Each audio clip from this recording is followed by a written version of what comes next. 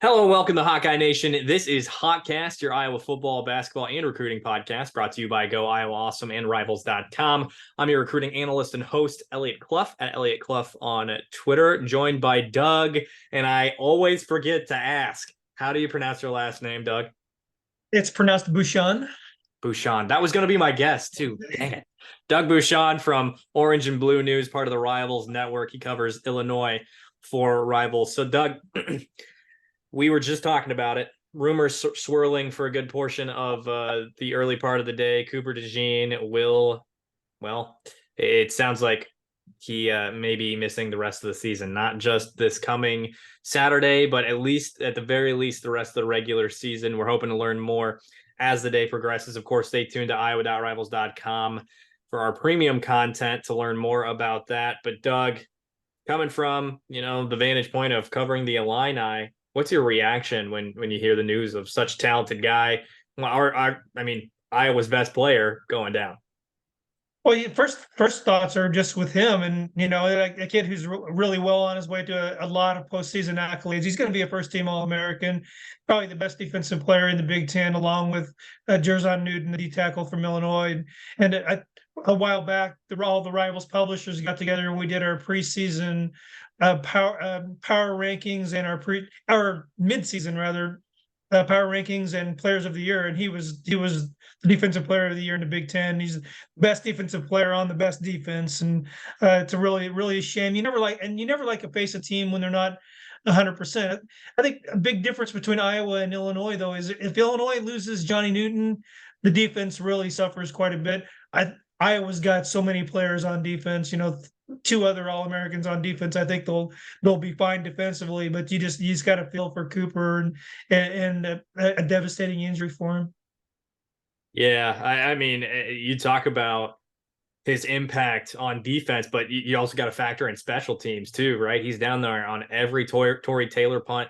A lot of them that are downed inside the 5 with Cooper right there. And then you look at his ability to return the ball on punts. He's first in terms of net yards, punt returns in the Big Ten, 241 on 21 punt returns, averaging 11.5 yards per return. Has a 70-yard punt return against Michigan State for a touchdown, and what should have been another one against Minnesota just a few weeks ago. And then, just look at the defensive stats: 0 touchdowns allowed on 400+ coverage snaps, 45.7% completion percent on passes thrown his way, only allowed 1 catch of 15+ yards. That was against Wisconsin. Could have arguably been called a pass interference, offensive pass interference. 2 interceptions, 5 pass breakups to this point in the season. And when you've got a receiver like Isaiah Williams, who he would have been matching up with, that's advantage Illini.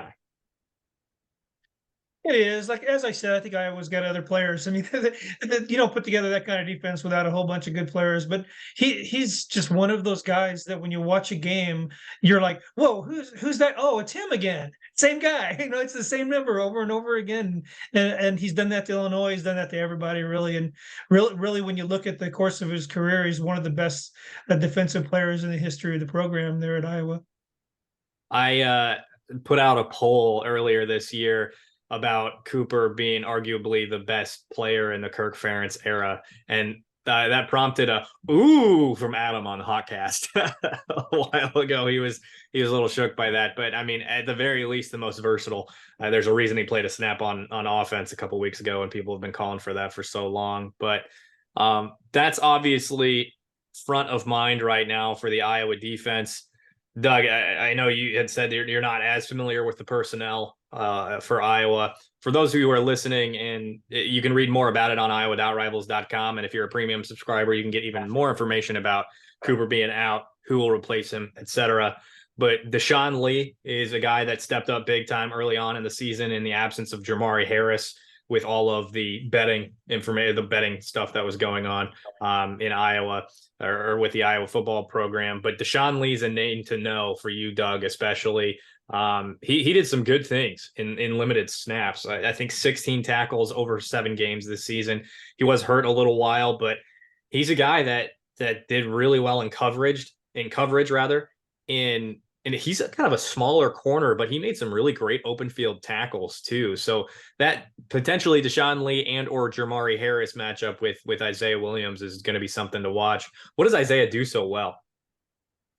Well, he gets yards after the catch. He's such a quick twitch, elusive slot receiver. He's really a classic slot receiver. He's not a real versatile guy. They're not going to line him up wide and send him on deep routes all that much. Although, you know, he had the game winner against Minnesota on a deep route down the middle against the cover two defense. But that was kind of an atypical play for Isaiah. They like to get the ball out to him quick, whether it's quick slants or quick outs or jet sweeps. And sometimes, once or twice a game, they might even hand him the ball out of the backfield or put him at the wildcat or something like that. So they like to put the ball in his hands in space, let him try to make defenders miss, and he gets a lot of yards after the catch. And he doesn't have track star breakaway speed, but he's so quick. The quick twitch feet, really elusive, and makes a lot of tacklers miss. Got it. So that's a name to watch for the Illini offense for sure. I know it's a name that's been mentioned and again is at the forefront of people's minds right now, considering Cooper's injury. But what I was gonna start the pod off with prior to the news that surfaced however long ago this Wednesday morning was talking about Illinois' quarterback situation. Obviously, Luke Altmaier started the year, had an injury. Correct me if I'm wrong there. And then their backup came in, who I can't even name off the top of my head. Shows you how much prep I've been able to do with all that's going on. John Paddock, as I've got it loaded up here, but came in and played really well, led them to a victory over Indiana. But Altmaier is going to be the starter, at least according to Brett Bielema in an interview that he did today. What do you think about that? I would take that with a grain of salt. I saw the Sirius XM radio interview, and he did say that he has a policy of not replacing a starter because of injury. But Brett Bielema, there's about a 90% chance he's not going to tip off who his starting quarterback is going to be before Saturday morning. I think it's going to be a game time decision. I think it's really, really difficult to bench a guy who comes in and sets records against Indiana. He threw for 507 yards, the most ever by an Illinois quarterback in Memorial Stadium. He led them to the win. They put up 48 points, by far their most points of the season. I don't know. And previous week he comes in, Luke Altmaier got hit on the last drive of the game against Minnesota, with Illinois losing. Paddock comes in and drives him right down the field for the game-winning touchdown. And just 3 completions, but all impactful completions. And then the great game against Indiana last week. I think it's very difficult to put the guy back on the bench. And I would not be shocked if we learn at kickoff on Saturday that John Paddock is going to be the quarterback, regardless of what was reported by the ESPN reporter on a Sirius XM radio. Altmaier is having a good year. You hate to see that happen to a kid, that he gets hurt and gets benched, but he also is the starting quarterback for the next 2 years. John Paddock, transfer from Ball State, is a 5th-year guy. This is his last season at Illinois. He's not going to be back. Altmaier is going to be the starting quarterback for the next 2 years. That's almost assured. So it's not like you're worried about egos or sensibilities or Luke Altmaier hanging it up and going back to the transfer portal. It's a decision for this season, for the last 2 games, and I think it's going to be very difficult for Brett Bielema to send John Paddock back to the bench. Well, when you're speaking of egos, and obviously there's only a couple games left, but assuming a potential a bowl appearance, obviously they're 5-5 right now, so it went over Iowa or Northwestern, they're bowl eligible. Do you think that probably 3 games of Paddock could get to Luke Altmaier's ego, and maybe that's something that Bielema's concerned about, and he might leave Paddock on the bench because, you don't want to go these last 3 games with Paddock and then be thinking, oh, shoot, now we don't have a starter for next season, for the next 2 seasons with Altmaier. Like, what are your thoughts there?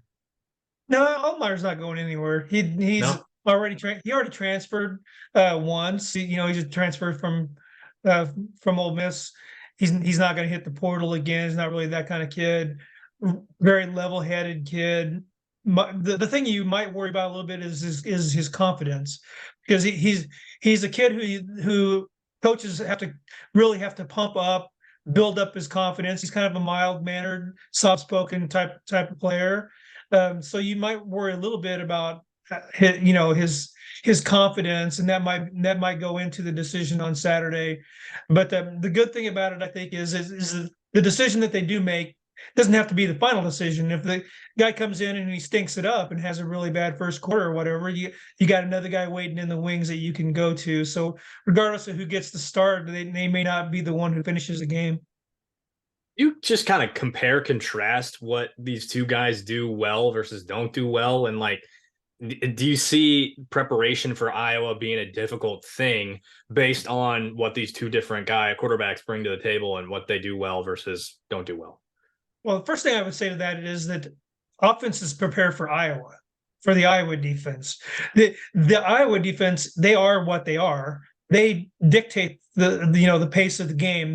They impose their will. And the statistics show that they're excellent defense, the best defense Illinois has faced this year. Arguably, Penn State's defense is really good too, but they do have to prepare a little bit differently. John Paddock he's gonna move around the pocket and make plays, and improvise, but he doesn't have the running ability of Luke Altmaier. Altmaier can make impactful plays with his feet. If you flush him, he's going to take off. He's got speed. He'll slide and run out of bounds. He's not going to take a lot of hits. He's not a very big guy, but he's a really good runner. And some of the most impactful plays of the season have been Altmaier scrambles. So that's something that you have to prepare for if you're Iowa. If you're preparing for John Paddock, you have to cover longer.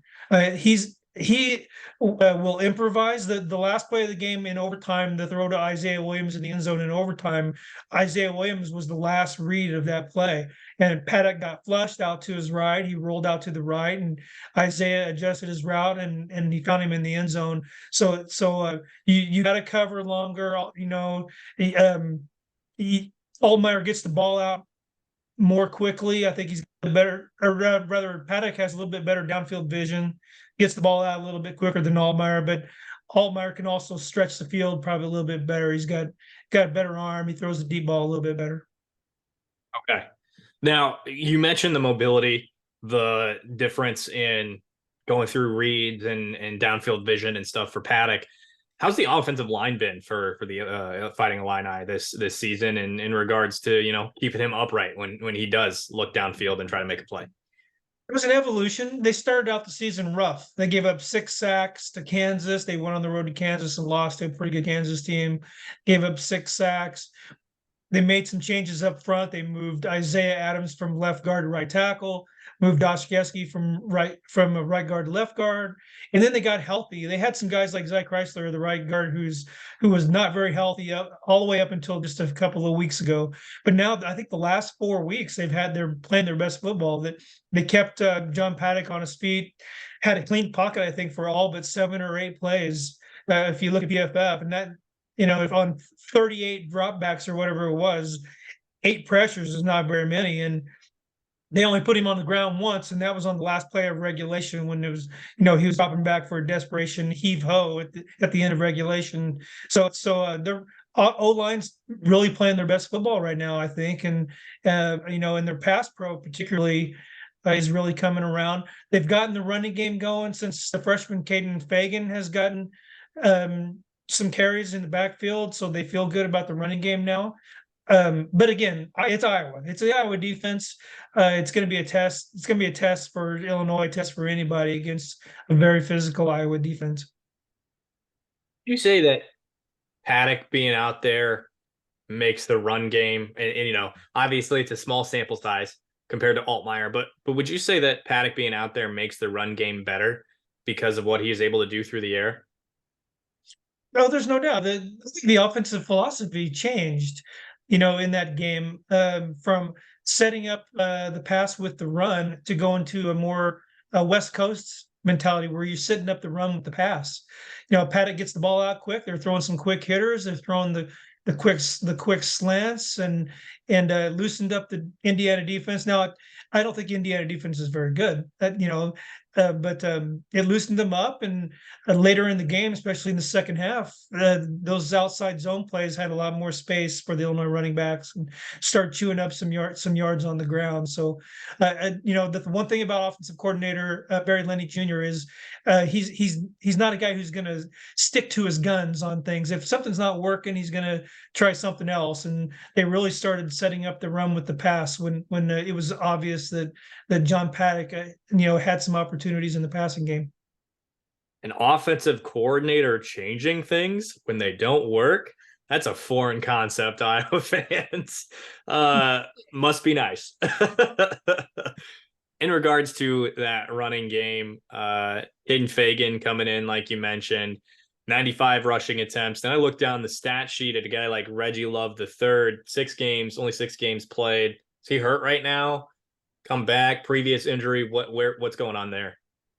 He had an ankle, and he missed 2 or 3 games with an ankle. He wasn't 100% last week, but he looked pretty sprite to me. He looked okay, and I think he's okay again this week. And they like it when they have both of those two guys healthy. It hasn't happened very often, but when they do, they have kind of a Mr. Inside with Caden Fagan, who's a power runner, a guy who's going to fall forward and get extra yards after contact. And then a little bit quicker guy with Reggie Love, who they like on the outside zone plays, a little bit more quick twitch and hits the hole a little quicker. So, either one of those guys could get 20 carries on Saturday, depending on what's gelling and which one feels the best from a health standpoint. You mentioned you've referenced the Iowa defense a couple times and how they dictate things. Between these two guys, who's the better option? Who do you expect? You said either one of them could get 20 carries. Do you see one of them being more likely than the other, considering the matchup? No, each one brings something different. You like the idea of grinding it out against Iowa. You like the idea of converting third and short situations with Caden Fagan. You like that he falls forward and doesn't get too many negative plays. But then again, to beat Iowa, you have to score 2 touchdowns, right? So if you score 2 touchdowns, you got a chance. That's not very likely. They're only giving up 12 points a game or 12.5. Hardly anybody's scoring touchdowns on them, especially rushing touchdowns with one the whole season or something absolutely crazy like that. But with Reggie Love, you have more of a chance, I think, for an explosive play. So maybe you get a fluke play where you take it to the house, and he's got a little bit quicker than Fagan, although Caden Fagan does have some open field speed. He's a long strider, and once he gets going, he can run. But I think Reggie's got a little bit better chance to break a long one. So I don't think one's better than the other. Iowa just depends on who gets rolling. Just one rushing touchdown this season. I can confirm that. That was against Purdue. And speaking of Purdue, I believe it was Deacon who said this yesterday, but he said that the Illinois defense does a lot of things similarly to the way Purdue does things. Can't say I'm surprised. By way of Ryan Walters moving on to Purdue, I know a lot of conversation was around that 5-man front, and this is clearly my first year on the beat, and as well as having the limited research going into this pod. Is that something that Illinois does, that they mix in? What kind of defense are they running in Champaign? They play classic 3-4 defense, nose tackle, 2-5 techniques, defensive tackles, Johnny Newton and Keith Randolph, couple of standouts, and then two outside linebackers, 2 inside linebackers. And the outside linebackers are rush linebackers. You're not going to see them drop into coverage all that much. They do sometimes, but for the most part, they're going to rush the passer. Occasionally, they'll mix up the front to cause some confusion. It depends on the opponent. Maybe put a fourth guy with his hand on the ground, but more often than not, in fact, probably 90% of the time, they're a classic 3-4 defense.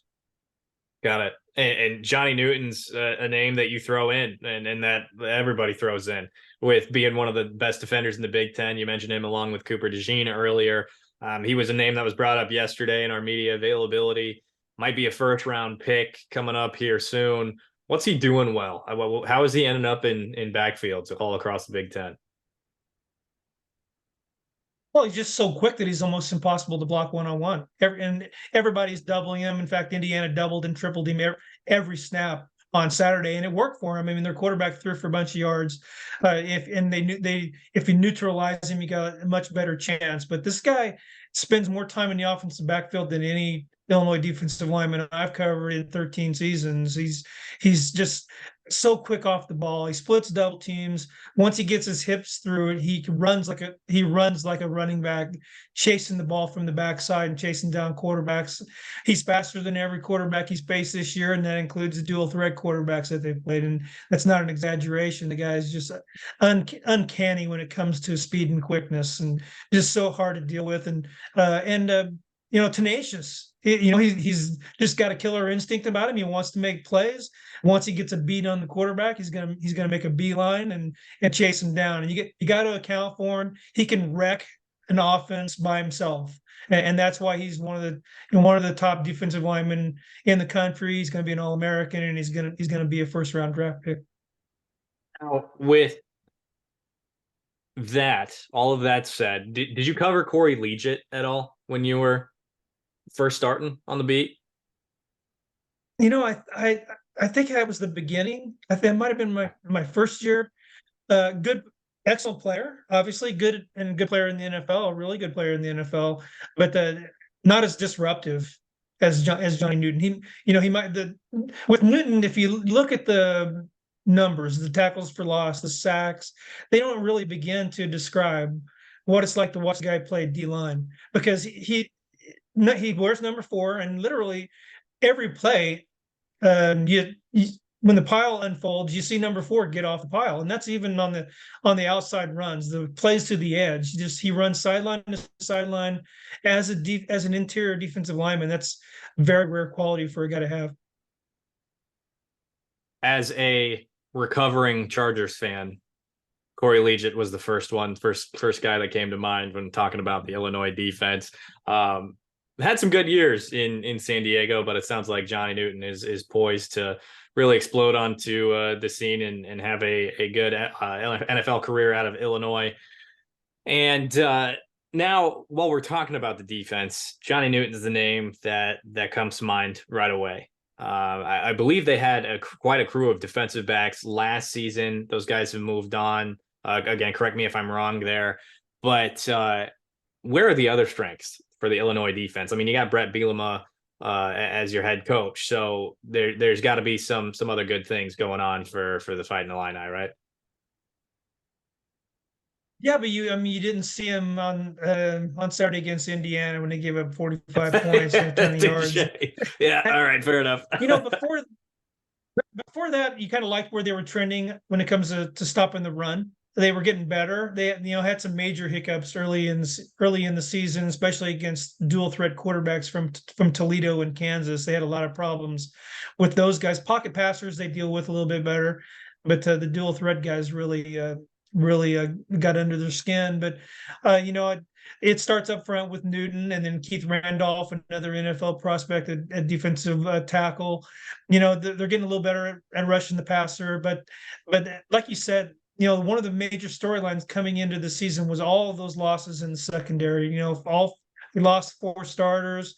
Devin Weatherspoon was the number 5 pick overall to Seattle and is having a great rookie year. And you knew they were going to not be as good, but the drop off has been pretty dramatic in the back end of the defense. You saw that last week against Indiana.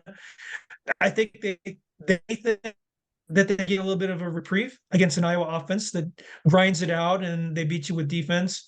But the defense has had some major hiccups last week, being one of the biggest ones. And, the spotlight is on Aaron Henry, the defensive coordinator who replaced Ryan Walters after that great season that they had last year. I tell you what, Doug, when thinking about the Iowa offense, I mean, fair enough. The last 2.5 years, it has been brutal for the Hawkeyes. Have you seen any film from last week at all, or heard anything about how they took that 22-0 victory over Rutgers? I watched a little bit of it. The score jumped out at me because you expect Iowa to beat Rutgers maybe 14-0 or 17-0, and 22 points is a lot of points for that team. And especially the way they run clock, it's not that it's not like they're a terrible offense. It's just they're so much different than everybody else. They grind it out, they run clock, they win with defense, and I think they're perfectly happy to win 13-0 or 13-6 or whatever. And so I was a little surprised to see Rutgers give up 22 points, but it does sound like that the offense is starting to find their stride a little bit. I will say for you, Doug, the first 9 weeks of the season, they were terrible. All the weeks with Deacon Hill at quarterback, they were terrible. This last week, not so much. We had a conversation on Sunday after the game, Adam, Ross, and I did here on Hotcast about Deacon, and Adam and I were in the post-game presser following the game, and obviously post-game, following the game, synonymous. We saw and heard from a different Deacon Hill after that game than we've heard from all season. That transitioned into Tuesday as well. He's reached a level of confidence that we haven't seen before. I think he was completing like 31% or 37% of his passes, somewhere in there. Finished 20 of 31 this last week, threw a touchdown pass and an interception. And by way of that interception, left a touchdown off the board. Very well could have been closer to 30-0 against this Rutgers football team. That obviously does some good for the running game. All three running backs are healthy right now. You also look at other ways they score points. Defensively, they get stops, the opposing team's territory. They turn the ball. Turnovers haven't come quite as easily or appeared to have come as easily this season as they have previously. And obviously, you take Cooper off the field, and there's another threat of scoring the football in special teams. So we'll see who takes over there. I presume it's going to be Caleb Brown. Maybe they throw Caden Weegan in there, who holds kick return duties as well. But when we're talking about the Iowa offense, 1 week is a small sample size. 2 weeks is pretty good against two Big Ten West defenses. And having Illinois coming off that victory, that 3-point victory where they did allow 45 points, maybe Iowa's offense gets the ball rolling a little bit here. Coming into the second game in a row at home against a Big Ten West opponent. Deacon Hill really rolling right now compared to what we've seen before. And knowing that, what does that do in your mind when thinking about this game? Because it's not, assuming that trend continues over, is this a victory in your mind for Iowa? And we'll talk about a little bit more about like final score and stuff like that here momentarily. But is this a victory in your mind, assuming that offense translates into this game on Saturday? I think it was going to be an Iowa win, regardless whether I'm looking at the Rutgers game or the rest of the season. That I think they're the better football team. They're playing at home. They're a very good team at home. They have a really good crowd there. At the stadium at Iowa games, and they're a much more physical team than Illinois. And so, how about if it turns out to be a shootout? Wouldn't that be cool? If, you're 14-3 or something, and it turns into a shootout like Illinois and Indiana last week, where two struggling offenses got together and just lit it up. And that probably nobody but Indiana and Illinois fans were paying attention, but I hope they were, because it was a really fun game. And but you don't expect that at Iowa. You expect a grinded out game. I think Iowa is going to win game. I think they're going to keep Illinois out of the end zone for the most part, like they do everybody else. And as you said, I think their offense is starting to find it a little bit. 22 points last week, and could have been more, like you said. Going before that game, you were thinking, well, if you score 2 touchdowns against Iowa, you got a chance. And like I said before, but I think a big thing for Illinois is going to be red zone touchdown percentage. That's a stat to watch, because against Iowa, you're playing Iowa, you're thinking, okay, I can settle for points and kick the field goal, and that gives me a chance to win a football game. I don't think that's necessarily the case now with Iowa scoring a few more points. And when Illinois gets in the red zone, they're going to have to punch it in one way or another, probably throw it in because you can't run it in. And again, the stats show you can't run it in against Iowa, but they're going to have to try to score touchdowns, take a few chances, not settle for three, and that's probably going to be one of the key stats for them, along with maybe a third down conversion. Because if you're getting third and long against Iowa, that's a really bad situation for whether it's Luke Allmeyer or John Paddock at quarterback. Spread is 3 going into this one, over under of 30.5, which is just comical every single time Iowa plays. They got that over under of being super low. So looking at this game going into this weekend, do you have expectations? Do you have a final score prediction? Where are you at with it right now, Doug? Well, I think that it's not going to be a baseball score like ordinarily you might pick because of what both teams did offensively last week. Iowa against Rutgers, Illinois against Indiana. So I think it's going to be Iowa by a touchdown or more. So 21-ish to 10, something like that. 21-10. I think I'm gonna roll with 21-10. Iowa, I think they are the better football team. I think they're the best team in the Big Ten West, and they're going to lock it up and go to the Big Ten championship game for the right to play Ohio State or Michigan. But you never know. It's the Big Ten. It's Big Ten West. Anything can happen. But I definitely like Iowa heading into this game. Margin of error is typically very thin. Now, this time around, Doug doesn't think so, and he says hammer the over. I'm right there with you. I'm thinking around 23-10, 23-7. Hawkeyes going into this one. If it's 23-7, that's the under. So we'll see how things shake out. It'll definitely be a fun one in Kinnick Stadium this weekend. A couple guys potentially playing their last games as Hawkeyes. And so for now, we will wrap it up there. Doug, appreciate you hopping on. Anytime. Thanks for having me. All right. We appreciate you tuning into this episode of Hawkcast, brought to you by iowa.rivals.com. If you're not a premium subscriber yet, you can do that today at iowa.rivals.com/subscribe. Don't forget to subscribe, leave that rate and review wherever you are listening, Apple Podcasts, Spotify, etc., especially on YouTube as well. Drop a like, drop a comment. What's your final score prediction for this game this weekend? And how do the Hawkeyes fare without Cooper DeJean? You're gonna let us know in those comments on YouTube. So once again, my name is Eliot Clough at Eliot Clough on Twitter. For now, we'll see you next time.